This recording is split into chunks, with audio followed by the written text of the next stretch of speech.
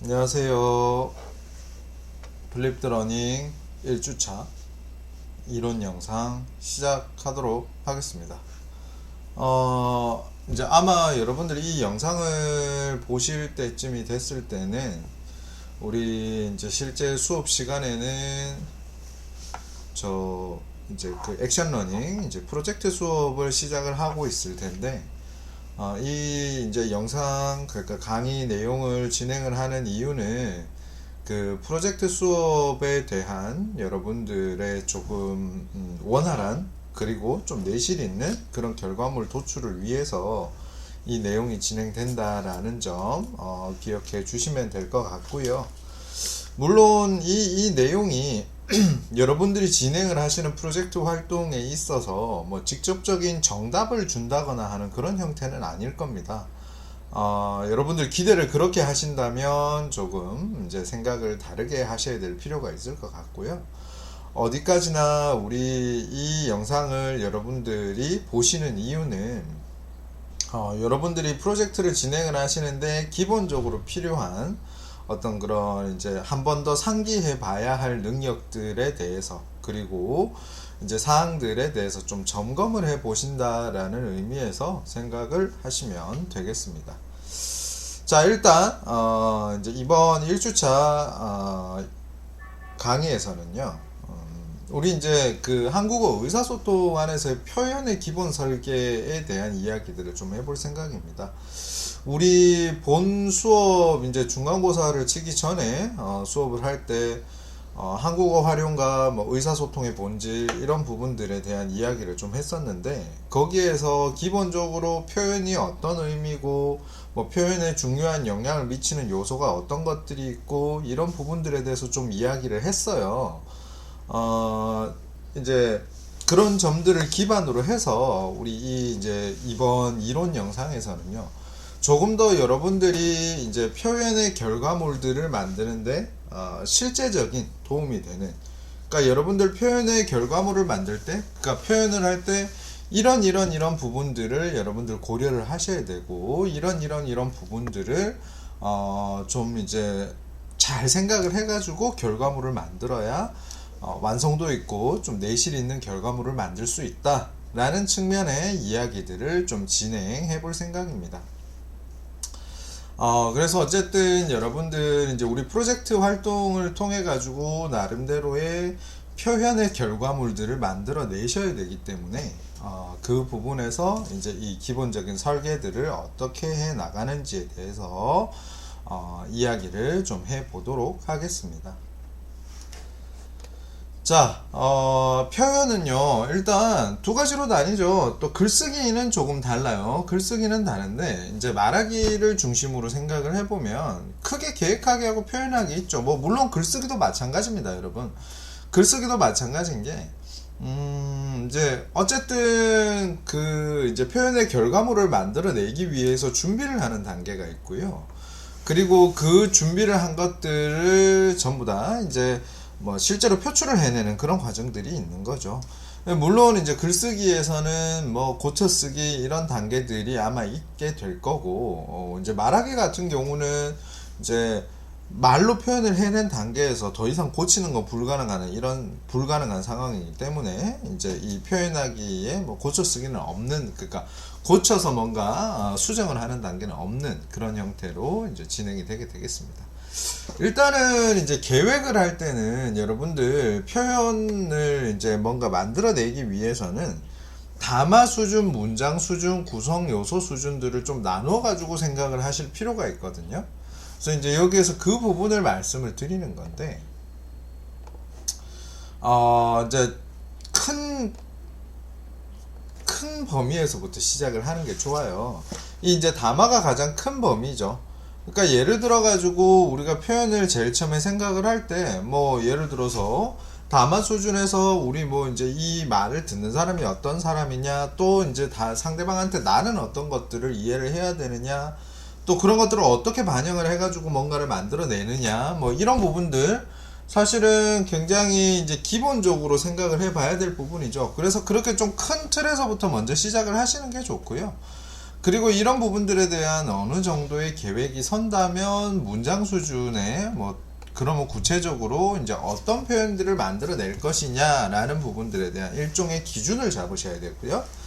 그리고 이제 구체적으로 구성 요소들, 그 문장의 어떤 내용들, 어떤 문법적인 요소들을 어떤 의도적인 장치들을 집어넣어서 이제 특정 원하는 목표들을 만들어낼 것이냐라는 부분들을 이제 준비를 하시는 겁니다.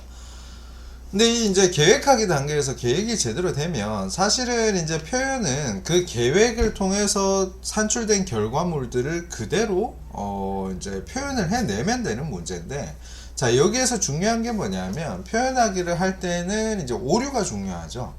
그러니까 실제로 이런 부분들이 있습니다. 내가 아무리 준비를 열심히 해도요, 그래도 이제 말을 잘 못하는 사람, 그러니까 글을 잘 못 쓰는 사람, 말을 잘 못하는 사람, 그러니까 합쳐가지고 이제 표현을 잘 못하는 사람이 분명히 있어요. 그러면 그 사람들 예를 들어가지고 이렇게 뭔가 정말 열심히 이제 준비를 하고 정말 완벽하게 준비를 했는데 근데 왜 못할까라는 거 생각해 보셔야 되는 거죠. 그게 이제 대표적으로 두 가지 오류를 이제 많이 이야기를 하는데, 물론 이건 이제 개인적으로 편차가 굉장히 이제 다양하기 때문에 이제 이거를 여기에만 국한시켜서 생각하지 않는 게 좋기는 한데요. 어쨌든 이제 대표적인 두 가지를 말씀드려보면, 이 계획하기에서 표현하기로 넘어오는 이 단계의 교체에서 오는 오류가 있어요. 예를 들어 이런 게 있죠. 여러분들 계획하기 단계라는 것은 어쨌든 간에 내가 상대방 뭐 청자가 됐든 뭐 독자가 됐든 이런 사람들을 구체적으로 딱 마주하지 않은 상태에서 뭔가를 이제 계획을 하는 거잖아요. 근데 사실은 현재 실제 상황에 이렇게 딱 대면을 해보면요, 그게 반드시 이제 이제 계획했던 그 단계에서 모든 이제 뭐 생각해 볼 수 있는 그런 뭐 이제 상황들을 모두 다 반영할 수 있는 건 아니거든요. 의도치 않은 상황들이 반드시 반영을 하게 돼 있다는 거죠. 그 부분에서 오는 오류가 이제 있고요. 그러면 사람이 굉장히 당황하기 시작하죠. 뭐 이제 여러분들도 마찬가지일 거고 저도 마찬가지입니다. 그래서 그런 부분에 해당하는 오류가 있고요.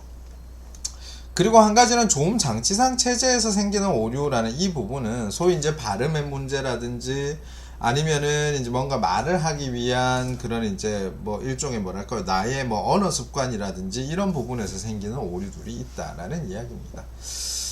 기본적으로 이런 부분들 일단 생각을 한번 해보시면 좋을 것 같고요.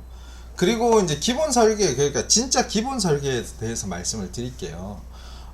이게 이제 되게 중요한 이야기인데, 여러분들 이런 부분들 사실은 이제 뭐 이제 비판적 독서와 토론이라든지 뭐 소통하는 글쓰기라든지 우리 학교에도 있는 그런 이제 의사소통과 관련된 수업에서 이 부분들을 굉장히 강조를 해서 다뤄야 되는 측면이 있는데, 이제 뭐 물론 제가 이제 저도 이제 의사소통 교육을 전공을 했으니까 이제 이런 부분들을 제가 하는 수업에서는 되게 많이 강조를 하는 편이에요.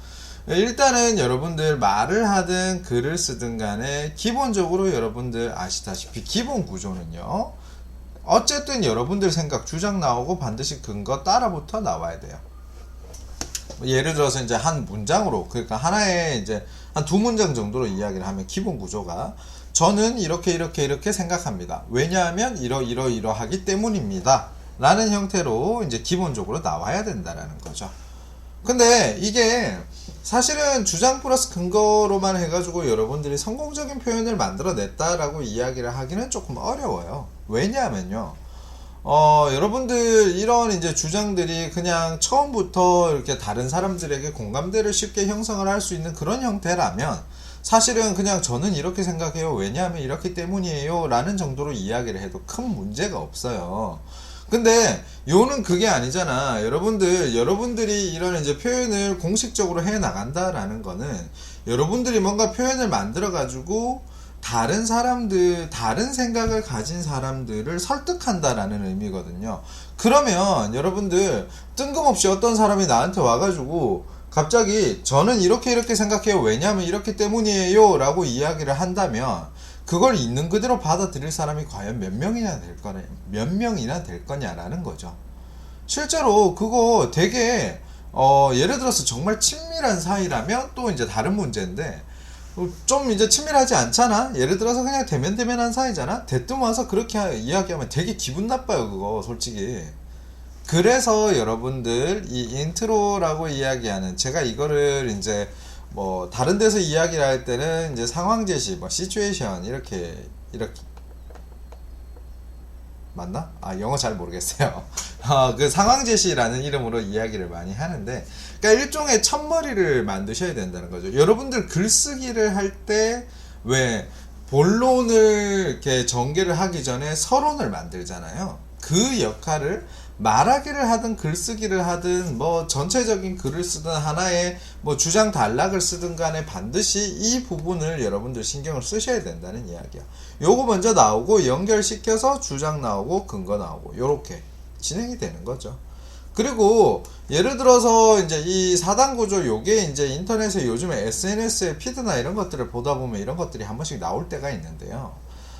이제 요런 4단 구조로 여러분들 뭔가 여러분들의 표현을 기본 설계를 하신다면 이제 오피니언, 주장이 두 개가 나오잖아요.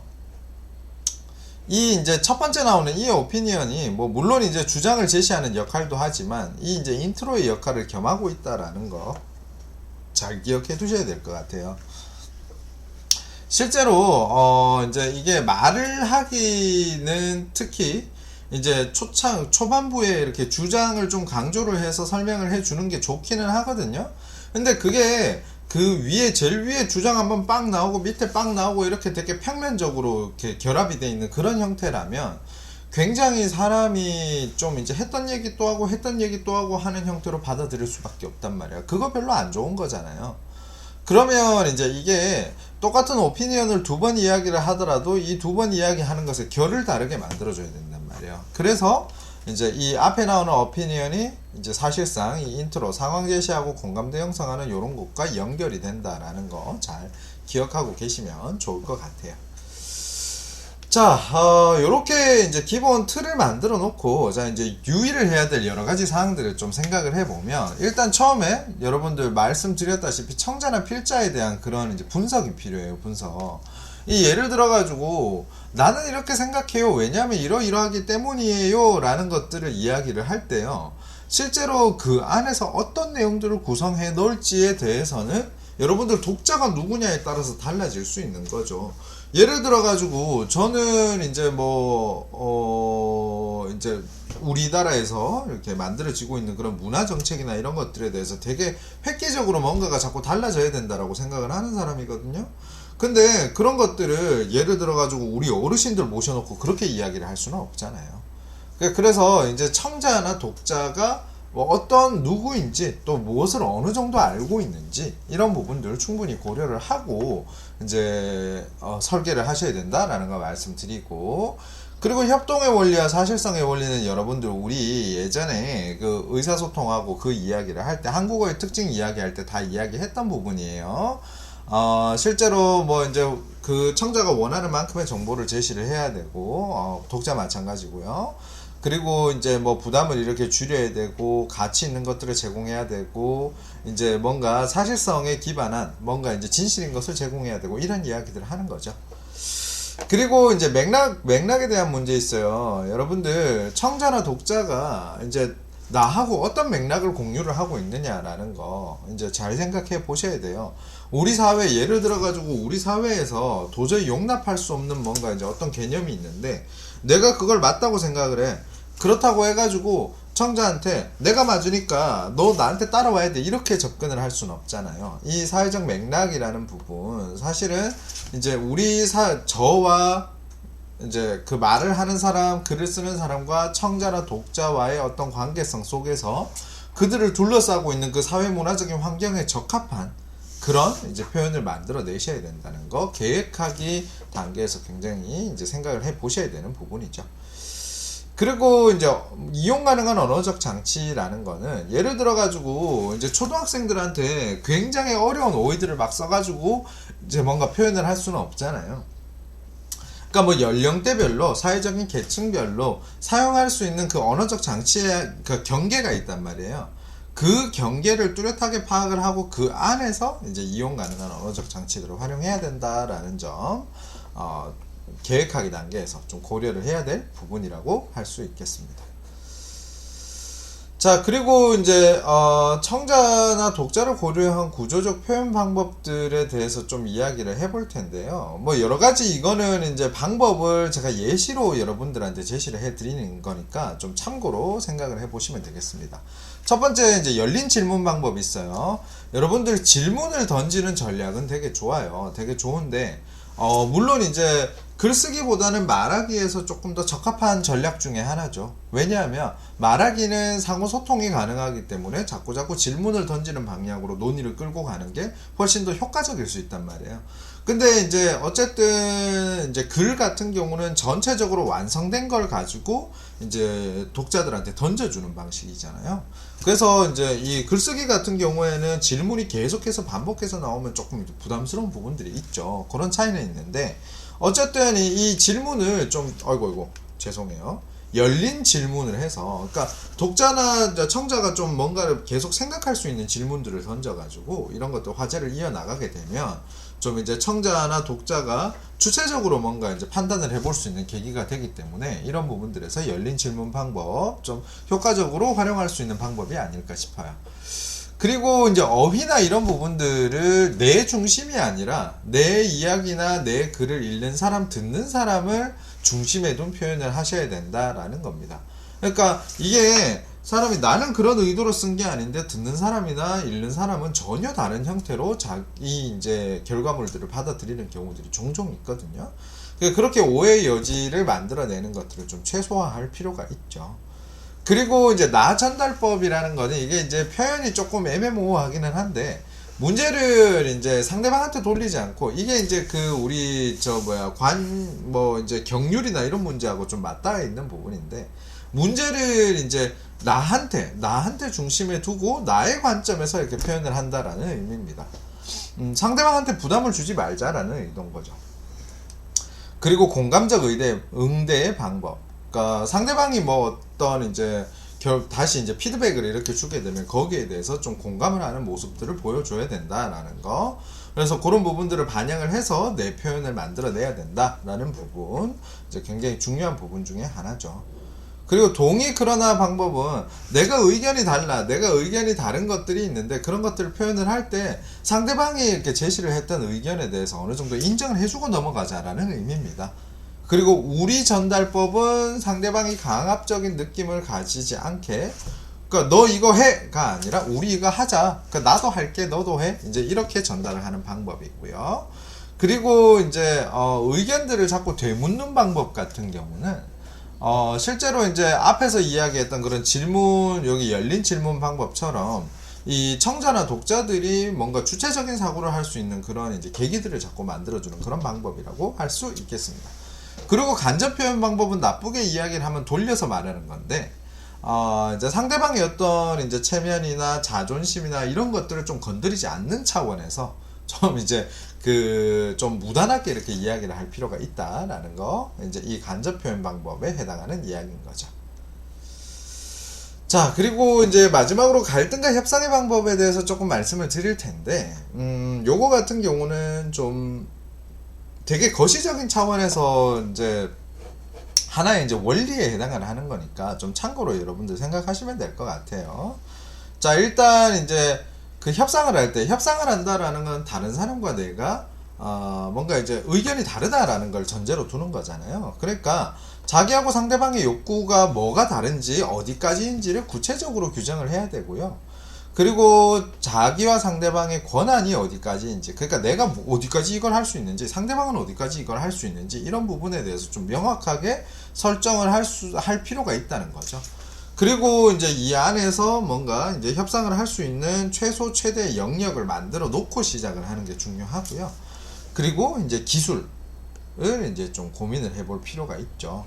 그리고 이제 목록을 작성하라라는 거 한번 이제 생각을 해볼 필요가 있는데, 여러분들 이제 그러니까 뭔가 내가 머릿속에 되게 많은 생각들을 가지고 있어도 막상 협상 테이블에 앉아 보면 이제 의사소통을 하는 과정에서 그게 제대로 전달이 안 되는 경우들이 많아요. 그래서 이거 목록을 미리 작성을 해 놓으면 그런 부분에 있어서는 좀 이제 여러 가지 형태로 이제 다양한 협상들을 할 수 있겠죠. 그래서 그런 부분들 좀 생각해 보셔야 될 것 같고, 그리고 이제 태도라는 거, 상대방과 나 사이에 어떤 이제 긍정적인 태도를 형성해야 된다라는 거, 상대방하고 나하고 이제 싸우자고 달려들면 안 된다는 이야기인 거죠. 그리고 이제 합의를 하게 되면 어떤 결과들이 나올 텐데 그 후에 일어날 그런 부분들에 대해서 계획을 반드시 세우고 있어야 된다라는 거 한번 생각해 보시고, 어떤 그런 갈등을 조절하거나 뭐 이제 그 의견들을 조정하는 과정들을 이제 수행을 하면 훨씬 더 좋은 그런 결과들을 만들어낼 수 있지 않을까 싶은 생각이 듭니다. 자, 이런 부분들 기본적으로 여러분들 프로젝트를 진행을 하는데 좀 여러 가지로 도움이 되는 부분들이 아닐까 싶어요. 그래서 이제 이런 부분들을 잘 생각을 하셔가지고 프로젝트, 여러분들이 주체적으로 프로젝트를 진행을 하는데 적절하게 활용을 하셨으면 좋겠습니다. 자, 그러면 이제 플립드 러닝 1차시 이론 강의는 여기까지 하고 마치도록 하겠습니다. 수고하셨습니다.